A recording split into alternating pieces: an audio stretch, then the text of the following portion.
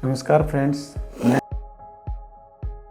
Doctor Harish Kumar Verma, associate director respiratory medicine, Sharda care health city, greater Noida. आज हम बात करेंगे इनहेलेशनल थेरेपी के बारे में, यानी कि जो मेथड हमारे लंग्स में या सांस की नलकियों में डायरेक्ट ड्रग डिलीवरी में हेल्प करता है, उस मेथड के बारे में। जैसा कि हम जानते हैं कि बहुत सारे पेशेंट्स जिनको छाती की या सांस से संबंधित प्रॉब्लम होती है, उनको इन्हेलर या कैप्सूल्स या नेबुलाइजेशन एडवाइस किया जाता है, और उन पेशेंट्स में और उनकी फैमिली मेम्बर्स में ये काफ़ी डर होता है कि हम इन डिवाइसेस को लेंगे तो पता नहीं ये हमारे को एडिक्ट बना देंगे। इस प्रॉब्लम को समझाने के लिए आज हम बात करेंगे।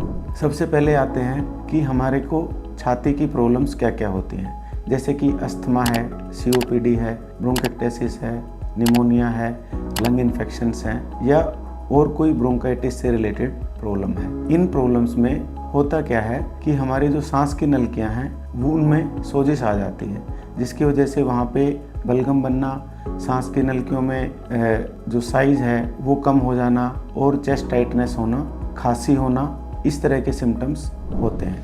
अब आते हैं इस बात पे कि इनहेलेशनल थेरेपी क्यों ज़रूरी है। क्योंकि प्रॉब्लम हमारी सांस की नलकियों में है, इसलिए जो दवाई सबसे अच्छा काम करेगी जो वहाँ पे सांस की नलकियों में डायरेक्ट पहुँच जाएगी, इसलिए हम इनहेलेशनल थेरेपी का यूज़ करते हैं। जब हम गोली या टैबलेट की फॉर्म में या इंजेक्शन की फॉर्म में ड्रग्स देते हैं तो वो डोज हमें काफ़ी ज़्यादा मात्रा में देनी पड़ती है, जिससे कि इफ़ेक्ट कम आता है, जबकि साइड इफ़ेक्ट्स ज़्यादा होने की संभावना होती है। इसीलिए जैसे जैसे साइंस और टेक्नोलॉजी का डेवलपमेंट हुआ तो हमने इनहेलेशनल डिवाइसेस को डेवलप किया। इसका मतलब ये हुआ कि ये केवल एक दवाई लेने का तरीका है। सेम दवाई को हमने टैबलेट, इंजेक्शन या कैप्सूल से कन्वर्ट करके इनहेलेशनल फॉर्म में डेवलप कर लिया, ताकि दवाई जो है डायरेक्टली हमारी सांस की नलकियों में पहुंच जाए। अब डिफरेंट तरह के इनहेलेशनल मेथड्स होते हैं सांस की नलकियों में दवाई पहुंचाने के लिए। सबसे आसान मेथड होता है नेबुलाइजेशन का, जैसे कि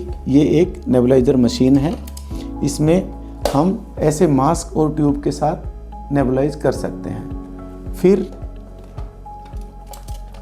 ये इन्हेलर होता है, इसमें भी जैसे हमारे डिओड्रेंट स्प्रे में कंप्रेस्ड कैनिस्टर होता है, इसी तरह से इसमें कंप्रेस्ड फॉर्म में मेडिसिन होती है, जिसको हम स्प्रे करते हैं तो हमारे लंग्स में डायरेक्ट दवाई चली जाती है।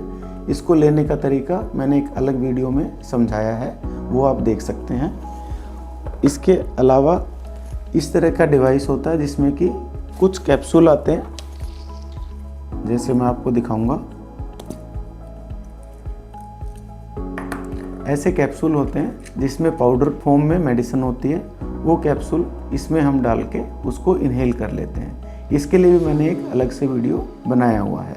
और अभी रिसेंटली इस तरह के डिवाइसेस भी अवेलेबल हैं, जिनमें कि बहुत इजीली हमारे को ब्रेथ एक्चुएशन में हेल्प मिलती है।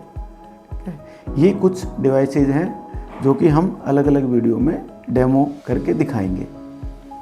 मेन समझने की बात यह है कि जो इनहेलेशनल फॉर्म ऑफ थेरेपी है वो एक नॉर्मल ड्रग, कैप्सूल और टैबलेट लेने जैसा ही है, और ना ही इस इन्हेलर टेक्निक की वजह से कोई एडिक्शन होती है या आदत पड़ जाती है। बेसिकली बात ये होती है कि हमें कुछ दवाइयाँ लंबे टाइम तक लेनी पड़ती हैं, या बीच बीच में उनका रिलैप्स हो जाता है, अस्थमा ट्रिगर हो जाता है या सांस की तकलीफ ट्रिगर हो जाती है, तब वो मेडिसिन हमें दोबारा से लेनी पड़ती हैं। इनहेलेशनल डिवाइसेस में अपने अंदर कोई भी मैकेनिज्म ऐसा नहीं है, ना मेडिसिन में ना डिवाइस में, जिससे इनकी आदत पड़ जाए किसी भी पेशेंट को। इसलिए मैं आप सबसे अनुरोध करूंगा कि अपने डॉक्टर्स की सलाह से इनहेलेशनल थेरेपी पे ध्यान दें और उसको अच्छे से लें, ताकि आपकी सांस से संबंधित समस्याएं जल्दी से जल्दी रिकवर हो सके।